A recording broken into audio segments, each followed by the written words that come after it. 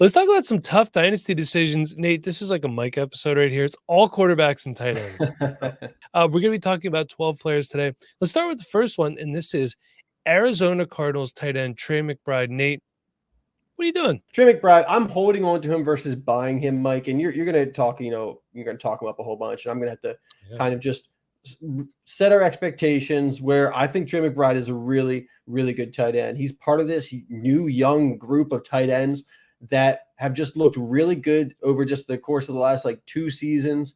And we have this whole new position group, growing and becoming stronger. It's not the days of if you don't have one of the top 3 or 4 guys, you got nothing. Now there's a full, 12, 15 tight ends that you feel comfortable starting. We haven't had that in years. Now with that, I don't necessarily value Trey McBride as highly as some other people because as good as Trey McBride is, there's also Dalton Kincaid, Sam Laporta, Kyle Pitts is still very, very young. Mark Andrews is still in his prime. He's below 30.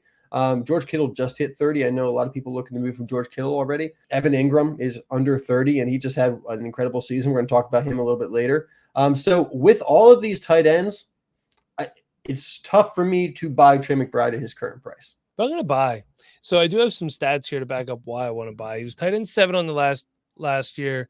He averaged 10.7 fantasy points per game. Now, Zach Ertz was there for a little bit of the season, and he only played with Kyler Murray from week 10 on. But because I like to do my due diligence, instead of just saying he was better with Kyler Murray, let me tell you how much gooder he was. So on the entire season, 81 receptions, 825 yards, and 3 touchdowns, which is a fantastic season.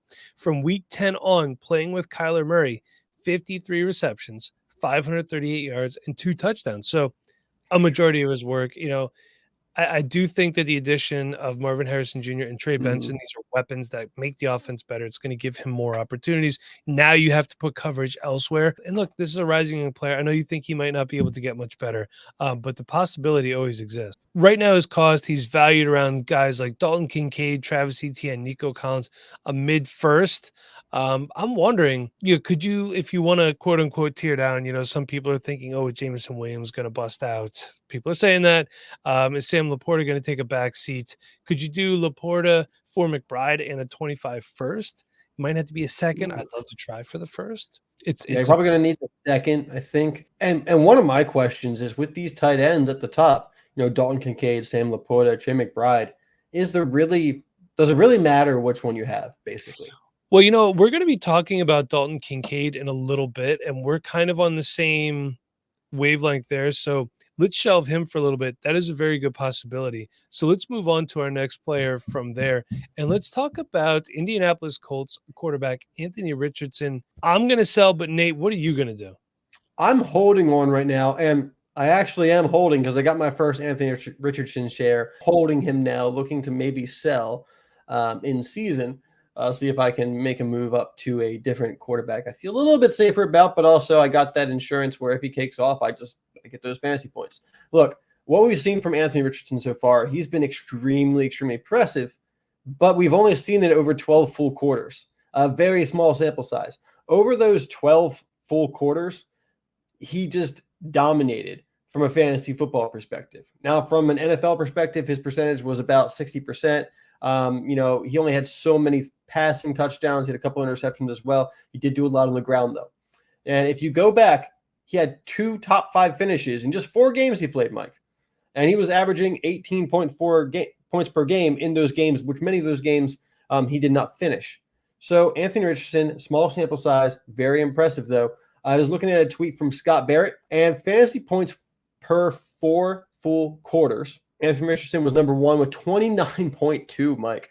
Number 2 was Josh Allen with 24.2. Jalen Hurts with 22.5. And then fantasy points per drop back last year, Anthony Richardson was 0.76. In second place was Josh Allen with 0.64 and Brock Purdy with 0.63. We have immense potential here. And for me, I'm not willing to take the step to buy more because I need to see it more first. But I'm also not just going to say, hey, Anthony Richardson's a bust. He's not someone I want a part of. I do want a part of Anthony Richardson because that potential is certainly there. And if he hits it, I want to at least have one share. I'm going to sell, but hold if the price isn't right, if that makes sense. You don't want to just give guys away. Yeah. I'm not saying that I don't want to believe, but this is a player here who we see the potential for injuries. We haven't seen a lot. And I don't typically like to give up on a player after 1 year. However, can I tier down for what some might consider a less desirable player, but with a safer floor or ceiling? Guys like Dak Prescott, people might consider him a tier down. Yeah, I think Russell so. Wilson, Derek Carr, those are guys you could tier down to. I don't know how safe Russell Wilson might be, but Derek Carr is pretty mid quarterback, as the youths like to say. And you can get something on top of these guys if you're moving Anthony Richardson. Now, that being said, if I have a very young team, I probably want to hang on to Anthony Richardson. Team that I don't think is going to compete. If I'm looking to contend, I might want to just move him for a guy like Dak, because I think Dak could give me more consistency throughout the season. Right now his value is around Justin Herbert, Bijan Robinson, believe it or Yep. not, Joe Burrow and Breece Hall. So these are guys that are all lumped in right value wise where Anthony Richardson is. So if I can move down to a Prescott or a Tua, even, I would gladly consider doing that. And maybe you can pick something else up on top of it. Yeah, For I sure. like the idea of moving off Anthony Richardson for one of those other quarterbacks, getting a first round pick on top, something like that. As much as I like Anthony Richardson, I don't think that, unless he hits his 100th percentile ceiling where he becomes Cam Newton, he's probably not going to be that significantly better than a Kyler Murray or, a Dak Prescott.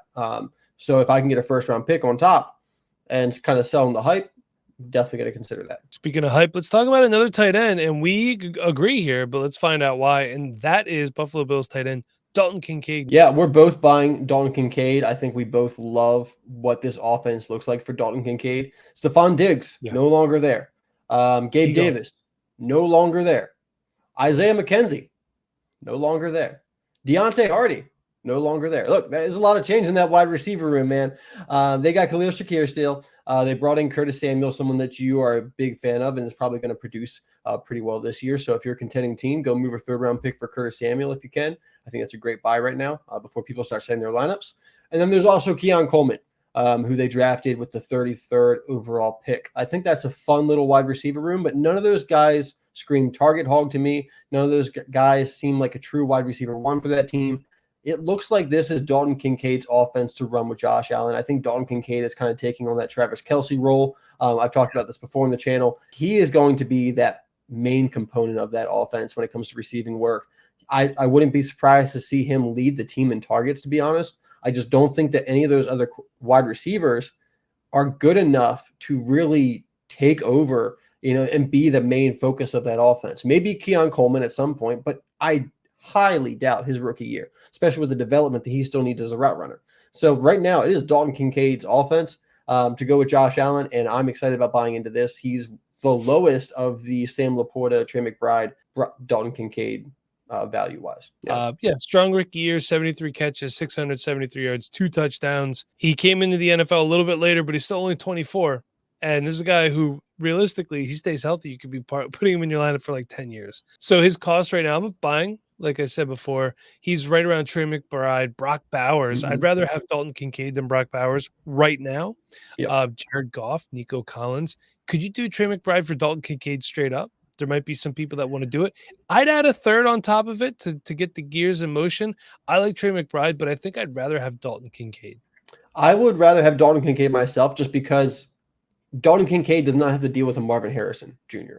on his offense. That is true. And I think that's one of my words with Trey McBride. He was like the number one target last year. What we all love about Trey McBride is going to be Dalton Kincaid this year. Trey McBride, unfortunately, as talented as he is, he's going to be taking the second receiver role to Marvin Harrison Jr. So actually, for my cost as well, I put Trey McBride. I don't necessarily want to do a swap. I like both these guys. I do prefer Dalton Kincaid in the vacuum because I think his production this year should be better. But I think you might be able to even get Dalton Kincaid in the third for Trey McBride, something like that.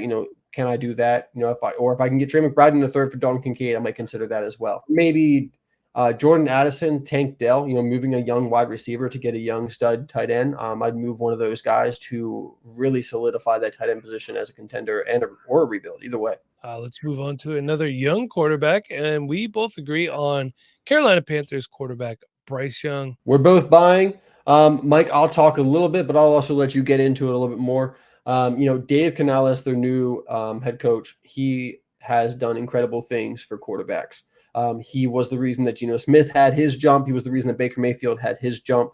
And he's going to do the same thing with Bryce Young here. I think we're going to see a much, much better sophomore season out of Bryce Young. And it's not just because of the head coach. It's because this team has invested a lot more into this offense. We saw them bring in Deontay Johnson, Xavier Legette, Jatavion Sanders, Jonathan Brooks. They've invested very heavily into this offense, getting young players to grow with Bryce Young, surround him with people that can actually get open like Deontay Johnson. And I think this is going to be an improvement. I don't think Bryce Young is going to go out there and have a top 12 quarterback season this year. I don't think the Panthers offense is that developed. But if Bryce Young can go out there and have a quarterback 15 season after what he did last year, I think you're going to feel really good about him. And I think Bryce Young could be a top 15 quarterback moving forward, even higher if that Panthers offense as a whole can come together, which they have the talent. It's just will those players reach their potential? To be fair, we're not buying Bryce Young to be our quarterback 1 or even likely No. quarterback 2 at this point. And look, the value's there right now. A lot better weapons around him this year than last year. Dave Canales, head coach, and Brad Idzik. Brad Idzik, if I remember correctly, is of the Sean McVay coaching tree. So these are two guys that, good offensive minds should be good with a guy like Bryce Young. Let's not forget, 3 years ago, he threw for over 4,000 yards at Alabama, which is no small task. He's got nowhere to go but up. 10.4 fantasy points per game in 2023. That offense was abysmal. He finished as quarterback 23. So very low-end quarterback 2 right there. So right now his costs around a late first. Jaden Reed, TJ Hockenson, Kyron Williams, your boy. And here is a fantasy calculator trade that I saw. Jaden Daniels for Bryce Young and a 25 first. What you have there is 2 teams going in different directions, for sure. Because they drafted Jaden Daniels. You're definitely drafting higher, probably the 103, 104-ish, I'd say. So you're just like, I'm not going to do anything. Let me get an up-and-coming quarterback, I hope, and another pick on top of it. Smart trade if you are not competing. And some of my costs that I have for Bryce Young, as much as I love Bo Nix, I think that the Panther situation, as bad as it has been, I think is a better situation moving forward than what the Broncos are working with right now in their offense. So I would move Bo Nix for Bryce Young. Will Levis, I would also consider moving for Bryce Young. I feel a little bit better about Bryce Young just because I liked him a lot more as a prospect. I do like what Will Levis is, what he's got around him right now. I think the Titans have done well to invest into that offense as well, but we'll talk about that a little bit later as well. So one of those quarterbacks I think is a decent lateral move if you're looking to do that. If you want to go after Bryce Young, I don't think you have to move either of those quarterbacks for Bryce Young. They're all kind of in the same tier for me. Or maybe a running back for a quarterback. Can you move Isaiah Pacheco, Kenneth Walker, a running back like that for Bryce Young? If Bryce Young is a quarterback 3 or 4 in some team and they need running back help, might be able to make that happen. Let's get into our next player. Let's talk about Minnesota Vikings tight end TJ Hockenson. We're somewhat on the same page. We are, but we aren't. Nate, let's start with you. Yeah, I got this really simple, to be honest. I am buying and or selling, and it really comes down to team. If I am a contending team, I'm selling TJ Hockenson. I don't think we're going to see a lot of him this year. I think, when he comes back, it's going to be week 12, week 14, something like that. And then you have him entering an offense that has almost another season under his belt with Jordan Addison. You have Justin Jefferson, of course, there. J.J. McCarthy should be continuing to improve throughout the season. But I don't think we're going to see a lot of production from TJ Hockenson this year. So if I'm a contending team, I'm looking to move off Hockenson right now, go after a guy like, what do I have to add to TJ Hockenson to get Mark Andrews, if anything? I want Mark Andrews. Maybe I can get another quarterback like that. You can't get one of the young studs, most likely. But can I get one of those top tight ends that's going to actually score points for me this year? If I'm a team that's rebuilding, I'm happy to go get TJ Hockenson. He's only 26 years old. He will come back from this injury. He will be just fine. I just don't think we're going to see a lot of production until 2025.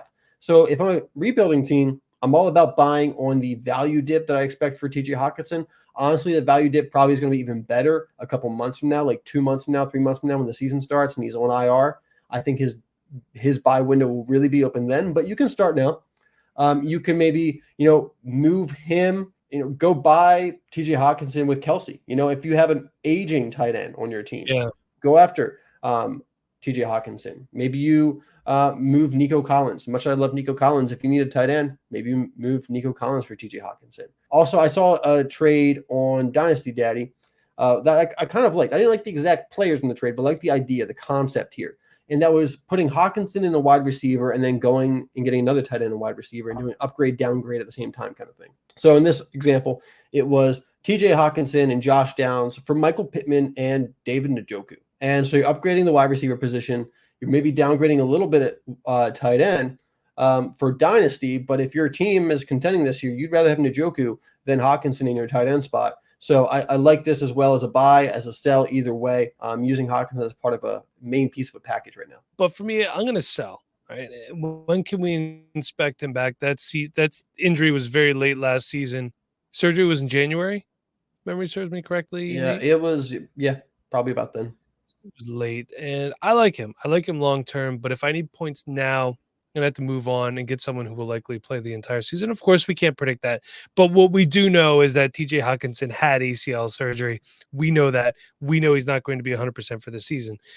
So his cost right now, guys, he's around a late first still somehow. He's still valued. Isaiah Pacheco, James Cook, Bryce Young. Here's a trade I would consider. And this is another player who's had some injuries. But if you could move Hawk for Dallas Goedert in a second, let's talk about another play caller. That is Tennessee Titans quarterback Will Levis. We're not quite on the same path here. What are you thinking? I'm holding on to Will Levis where I have him, not really going after him anywhere else. I like the potential that he shows. Big arm. He obviously was slinging it last year. I believe he led the quarterbacks in ADOT. So he can move the ball down the field, that's for sure. They got Calvin Ridley this offseason, another year of DeAndre Hopkins. They brought in Tyler Boyd. So there's a good wide receiver core there. Treylon Burks apparently is going to be playing on special teams to make the team. That's going poorly for me, I would say. But Will Levis, he's got players around him. I mean, they got Tony Pollard and Tyjae Spears in the backfield. And while that's not the best backfield in the league, it's certainly serviceable and certainly going to, not hold the team back. So everything is in place for Will Levis. He's got a path to not just take the opportunity, but to do something with it. So I'm willing to hold on to what I have with Will Levis, but I'm not actively buying because I don't think it's like a guarantee that he's going to turn out. There's no guarantee, but I'm willing to buy cheaply and find out. Look, everybody wants to sell. Every seller needs a buyer. Hate to break it to everybody. Lots of people want to move on from him for some reason. He did have some rough patches last year. Most rookie quarterbacks do. Let's be real. Not everybody can be CJ Stroud. Can he build on it? He also had a game with 4 touchdowns, and that was in week 8 versus Atlanta. That was his first playing time. Mm-hmm. He was 19 of 29, 4 touchdowns, no interceptions. And let's not forget, I'm not buying him to be my quarterback 1 or even quarterback 2. I want him at my quarterback 4, preferably, or quarterback 3 at worst. I just want to see what he could be. And yes, is it stupid to move on from Anthony Richardson and buy Will Levis? Maybe so. However, I'm also not paying Anthony Richardson prices for Will Levis. And there's another player I'm going to be buying. You might be saying, Mike, WTF, but I'll get there. So right now his cost is around Rashee Rice, early second, Baker Mayfield. Here's a trade that I put together. What about Baker Mayfield for Levis in a third? Since their value is similar, but I do think Mayfield has a better season. It's a move I would be interested in making. Of course, if you're not competing or you have a bevy of quarterbacks on your roster and you want to get a little bit younger, you could move Mayfield for Levis, try to get some additional draft capital. Nate, do you want to talk about another tight end?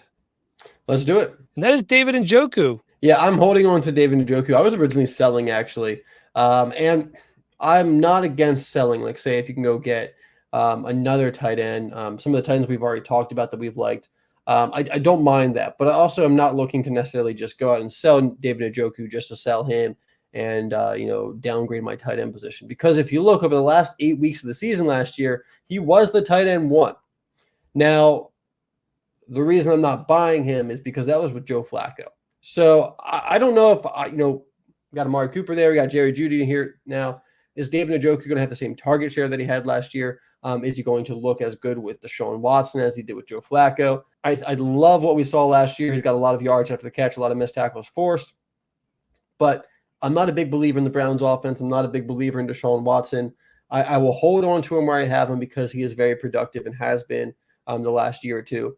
But if I can move on to another tight end, upgrade my tight end position there, if I can add a second to David Njoku and, go get a tight end that I'm really excited about, can I go get Travis Kelce, for my contending team? Can I move on from David Njoku to go get Travis Kelce? Or heck, I'd rather probably have Evan Engram. So those guys I really like. I don't mind David Njoku, so I'm holding on to him, not necessarily selling him. But let's talk about David Njoku. He was tight end 6 on the season. Deshaun Watson did not play the entire season. On the season, though, and look, I did the breakdown before for Trey McBride. I'm going to do one for David Njoku, too.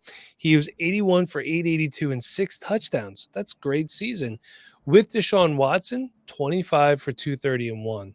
6 games. He played 16 in the year. He was inactive the last game of the year. I understand these numbers look skewed. This 6-game sample with Deshaun Watson, who will be the Browns' starting quarterback, whether you like him or not, his max yards was 58, and he only had 1 touchdown. So I'm going to go ahead. I'm going to move on. His cost right now, he's valued around guys like Deontay Johnson, Calvin Ridley, Jake Ferguson. If I could do Njoku for Ferguson in a second, I'm going to do it. Let's go down to Atlanta, and let's talk about Atlanta Falcons quarterback Kirk Cousins. Nate, what are you doing with Kirky? Yeah, I've been a big fan of Kirk for a long time, but I'm actually kind of avoiding right now. People are really buying into the Falcons offense. I get it. I think they're going to be improved, but I do have question marks about, what is our, 30-something-year-old Kirk Cousins going to do coming off an Achilles injury? Well, we're going to have that same question for the Jets offense and Aaron Rodgers, but I'm not willing to just look at, Kirk Cousins. I like Drake London. I like Kyle Pitts, Bijan Robinson around him. But outside of those 3, does he have a lot more weapons? No, not really. Can those 3 players do well? Yes. But will Kirk Cousins himself throw for 4,500 yards, 30-something touchdowns, again, like we're used to seeing with the Vikings? I don't think so. I don't think they're going to be that pass happy. I don't think they're going to, play that same way that the Vikings have over the past couple of years. The Vikings have not had a good defense, and they've had to, play in shootouts. And I just don't think we're going to see the same thing with Kirk Cousins this year. So I think he's a little overpriced right now, which has me avoiding as much as I've always loved to go get Kirk Cousins as my quarterback too. He's been so good for fantasy for so long and so undervalued. I don't know if he's necessarily being overvalued right now, but the cost is a little bit too much when I can go get other players, Matthew Stafford, Geno Smith, a little bit cheaper. I'm going to hold on to him. I just don't think that you're going to be able to get what you think his value should be right now, especially when he's on the field in 2023, 19.4 fantasy points per game. We see he still does what he does when he's on the field. See what happens with that Achilles. Let's talk about Jacksonville Jaguars tight end Evan Engram. Evan Engram. The only tight end last year with over 100 receptions, he had 114. Insane. Not just like 103. He had 114. So Evan Engram, a ton of receptions last year. Calvin Ridley, Zay Jones, they left. Insert Brian Thomas and Gabe Davis. I don't know if it's truly a downgrade. I don't know if it's an upgrade. I think long-term Brian Thomas Jr. is going to be a very good wide receiver. But rookie year, I don't think Brian Thomas is breaking into the Christian Kirk, Evan Engram top 2 that Trevor Lawrence is going to be throwing to. So I think Evan Engram is still safe this year. I could see him having another 100-something receptions. Or if not, very close to it. He's going to continue to be productive. He is under 30, 29 years old right now. And with the production we saw last year, he's been really productive over the past 2 seasons. I'm buying into Evan Engram. I believe he's a tight end 12 right now and keep Trey Cup below guys like David Njoku. I love this production. I love the quarterback that he's linked to. I don't think there's anyone in that offense that is head and shoulders above him for fighting for targets.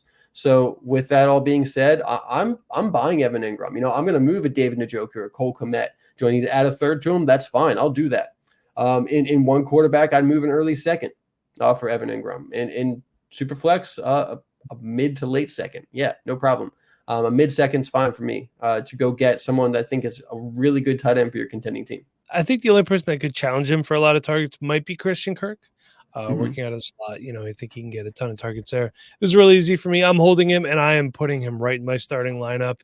Career year in 23, like you said, he didn't only have over 100 receptions. He had 114. That's insane. Let's talk about Tampa Bay Buccaneers quarterback Baker Mayfield. Nate? Both buying Baker Mayfield. We like Baker Mayfield. We both like him on this channel. Quarterback 10 last season. I don't necessarily think he'll be the quarterback 10 again, but I think you have a really good quarterback 2 with Baker Mayfield moving forward. I expect him to put up top 15 numbers as long as he's got that team around him. Mike Evans, Chris Godwin, really good wide receivers to throw the ball to. Rashad White out of the backfield. Not many better running backs you can check down to than him. And I like K-Dotton. Haven't seen the huge numbers from him yet, but I think he's very good tight end for an NFL team. So Baker Mayfield, Dave Canales did leave. So he was part of that reason that Baker looked so good last year, but they signed him to a long-term deal, 2 or 3 years. And I think that he'll continue to put up, like I said, top 15 numbers, be a good quarterback 2 for you. Even a quarterback 3 at his price, you have a really solid, stable quarterback 3 on your team. I like Baker Mayfield right now. Christian Watson, someone I would move for him. Deshaun Watson, I would move for Baker Mayfield. I'm not a Deshaun Watson fan. I cannot believe it. I went on Keep Trade Cut today, and I saw that Michael Penix Jr. is ranked above Baker Mayfield. What are we doing here? If you have Michael Penix Jr. and you listen to the show, I don't know why you have him unless you draft him like in the 3rd round. But if you do have him, yeah, let's see if you can move him for Baker Mayfield. Should not be the case. I mean, we're talking, the thing about Baker Mayfield too is he definitely has quarterback 1 upside on some weeks, depending on the opposition too. So I love this. Not only was it a bounce back year, Nate, it was a career year. Played in every game, 364 completions on 566 attempts, 4,044 yards, 28 touchdowns, and 10 interceptions. Good for you, Baker. Like you said, all those great weapons around him. It's only 29, quarterback 10 in 2023, 16.7 fantasy points per game. This cost, late first. Michael Penix Jr., like you said, Deshaun Watson. I would do Deshaun Watson for Mayfield in a 3rd. Is a trade that I would like to make if I could, because people are still high on Deshaun Watson. Nate, let's move to Green Bay now. Let's talk about Green Bay Packers tight end Luke Musgrave. What you doing? I'm avoiding Luke Musgrave as much as I like Luke Musgrave. I am willing to sit this one out, Mike. I'm willing to sit out until we see how the dust is settled between Luke Musgrave and Tucker Kraft, not to mention the competition that they have in the wide receiver room. There's a lot of mouths to feed in that offense. I'm just going to let the dust settle before I invest into any of them at this point. I do have a couple of Luke Musgrave shares. I'm going to be rooting for him. But at this point, I'm just going to wait and see. I'm going to hold. Did miss 6 games with a lacerated kidney. So I think that could be part of, I said you want to see how it kind of shakes down. He did have some better stats than Tucker Kraft did. Did appear in 11 games, and another weapon for Jordan Love in a young offense that I want any parts of that I can have. Let's close it out, and let's talk about New York Giants quarterback Daniel Jones, R.I.P. Blake Neighbors, or is it? What are you doing? I'm avoiding Daniel Jones. I have been for a couple years now. I get it. Right now, he's so cheap that maybe he's worth a buy. I mean, if you have no quarterback 3, no quarterback 2, maybe he's worth a buy, and Mike will tell you how to buy him. But for me, I'm going to avoid him. I'd much rather go after, a Will Levis, a Bryce Young, give me a Baker Mayfield. I know that those guys are a bit more expensive than Daniel Jones right now. We're pretty down on Daniel Jones at this point as a whole. I don't think that there's a lot of upside with Daniel Jones. There is, but I don't think that we're headed that direction. I'm going to avoid him. Well, Nate, the definition of a masochist is someone who obtains pleasure from receiving punishment. So let's do it up. I'm going to go ahead and I'm going to buy. He's coming off a career worst year, right after his career best year. Look, I like their head coach. I like the addition of Blake Neighbors, but they got Daniel Bellinger there. They drafted Theo Johnson. Wan'Dale Robinson is still there as well. And let's not forget, one of my favorite running backs, Devin Singletary's there as well. Nice little check down machine. So I'm going to go ahead and buy him. Why am I going to buy him? Look, he's cheap. It's practically throwing him away.